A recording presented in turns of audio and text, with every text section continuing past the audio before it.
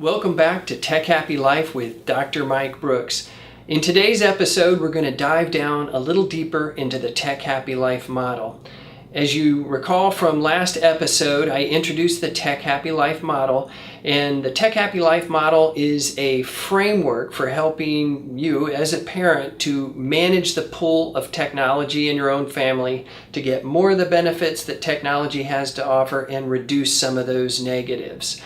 So the model has 4 levels. You recall it's a pyramid, and the bottom level of the model is the foundation, and it is about building the relationship with our kids. Now, building the relationship is so important because that's how we influence our kids. The stronger the relationship we have with our kids as parents, the more likely we're able to influence them through the relationship. So it's in our interest and in their interest to invest in the relationship with our kids and build it as strong as possible. And the rest of the model rests on this foundation. So if you think of building the relationship, an analogy would be like growing a garden. A garden needs water and fertile soil and those sorts of things in order for the plants to grow. In the same way, for a relationship to grow in a healthy way, we've got to nurture the relationship.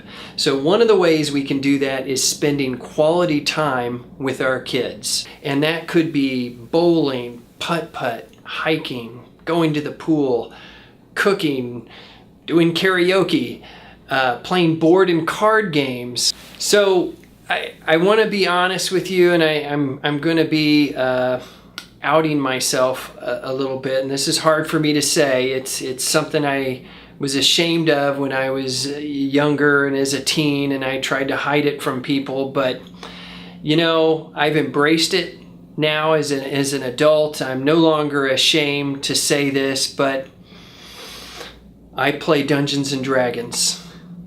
I was first introduced to Dungeons and Dragons when I was about 11 or 12 years old, and I'd have to say it had me at hello. After the first time I played, I literally could not go to sleep that night because I was so excited to play the next day. And now as a parent, I've introduced Dungeons and Dragons to my kids, and I have 3 boys, 14, 11, and 6, and they all absolutely love Dungeons and Dragons, and we play together as a family.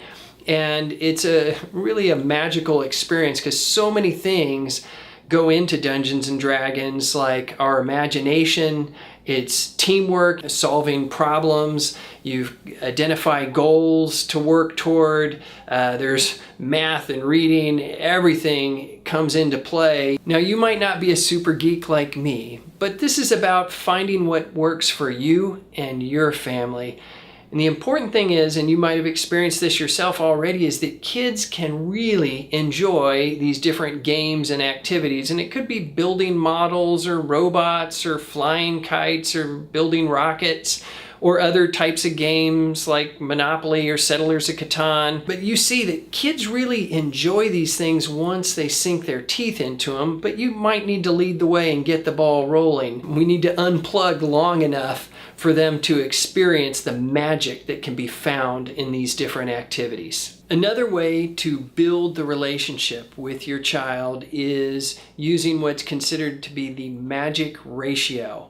Now, the magic ratio is about 5 positive interactions to every 1 negative interaction. And it's called the magic ratio, and it was identified by psychologist Dr. John and Julie Gottman of the Gottman Institute when they were researching couples' relationships. And what they kept finding is this ratio of 5 positive interactions to 1 negative interaction predicted healthy relationships. And this ratio has been found in other relationships like teacher-student relationships, in work environments, and parent-child relationships. Now, 5 to 1 doesn't mean that there are these disingenuous statements or praises like good job, good job, good job. They could be positive interactions like smiles, hugs, pats on the back, and they're specific to the child so that they're genuine, they're coming from the heart. Another helpful strategy, it's this twist on the Gandhi quote of be the change you want to see in the world. It's be the change you want to see in your kids. Now, what I mean by this is we have to practice what we preach. We cannot be asking from our kids what we are not delivering ourselves in terms of limiting technology use.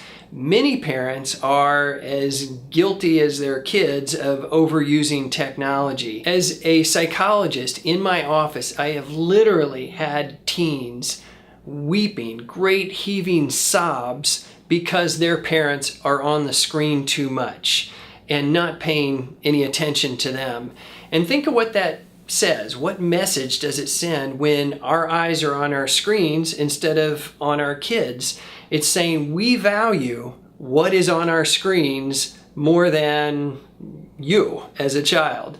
And that's not a message we want to be sending our kids. As parents, we will mess up. Yeah, I do it all the time where I'm like looking at the screen and my child's trying to tell me something. Now, that's okay when that happens, and it will happen, but what we can do is turn a loss into a win. They might be telling us about something that happened at school and our eyes are on our cell phone and we realize this and we can say, "Oh, I'm sorry, Johnny. I was looking at my cell phone and checking my email and you were trying to tell me about your day. I'm really sorry about that. That was rude. Let me turn off my cell phone. I'm putting it down right now. Now tell me about your day." Now, it's a great strategy to do this when we mess up, to turn it from a loss into a win. When we're correcting our own behavior, we get a free pass. Kids can't get defensive when we're correcting ourselves.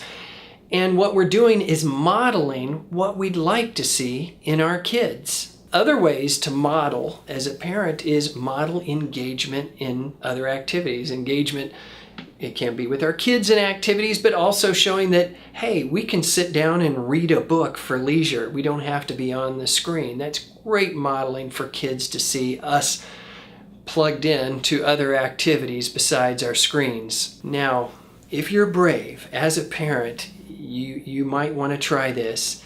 Ask your child what they think about your screen use.